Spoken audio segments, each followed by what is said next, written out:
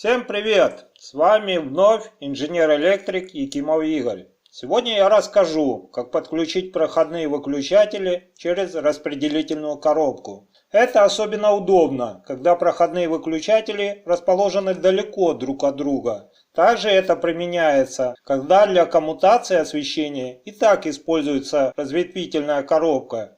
И нам удобнее от проходных выключателей и от светильника завести кабели прямо в нее и там скоммутироваться. В описании найдете ссылку на видео, в котором я рассматривал схему подключения проходных выключателей, когда они находятся недалеко друг от друга. Также на канале я буду разбирать и другие схемы подключения электрики. Чтобы их не пропустить, подпишитесь на канал. На слайде показана схема подключения проходных выключателей через разветвительную коробку. В коробку заведен питающий кабель, а также кабели на проходные выключатели и светильник. В самой коробке они скоммутированы. Кстати, можно одним кабелем сделать подвод питающего напряжения в коробку и выход на светильник. Тогда мы избежим два соединения нулевого провода и заземляющего. А в самой коробке мы можем разорвать фазный провод и скоммутировать нашу схему. Рассмотрим работу схемы. Фаза подается на центральный контакт первого проходного выключателя. С выключателя фаза подается на синий провод. Через соединение в коробке фаза проходит на второй выключатель, где она прерывается вторым проходным выключателем. В результате тока в цепи нет и наша лампа не горит. Переключим первый проходной выключатель. Теперь фаза с первого выключателя поступает на зеленый провод. Через соединение в коробке фаза поступает на второй проходной выключатель. Через выключатель фаза через центральный контакт поступает на светильник. В результате через выключатели, светильник и нулевой провод протекает ток, и светильник включится. Переключим второй проходной выключатель. В результате поступающая фаза по зеленому проводу на втором проходном выключателе прервется.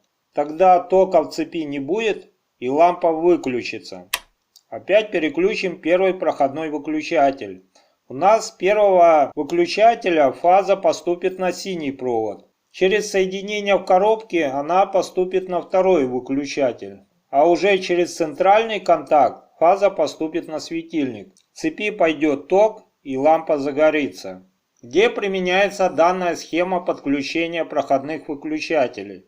Во-первых, это когда выключатели с двух сторон длинного коридора. Тогда, заходя в длинный коридор, мы свет включим, а выходя на другом конце коридора, мы свет выключим. И нам не нужно возвращаться, чтобы выключить свет.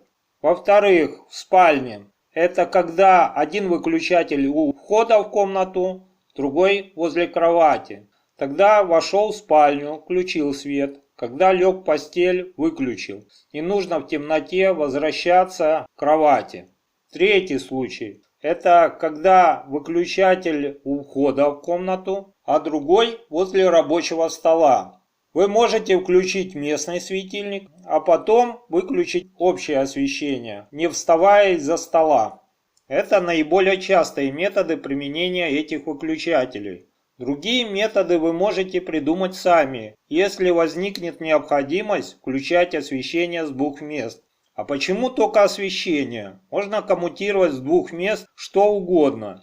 Главное, чтобы это позволяли рабочие характеристики проходных выключателей и кабелей, которыми эта схема разведена. Схем подключения проходных выключателей довольно много. Часть схем вы найдете в описании к ролику. Другая часть будет рассмотрена в следующих роликах. Подпишитесь, чтобы их не пропустить. Если видео для вас было полезно, то поставьте лайк и поделитесь с друзьями. Все вопросы и предложения пишите в комментариях. И до встречи в новых видео.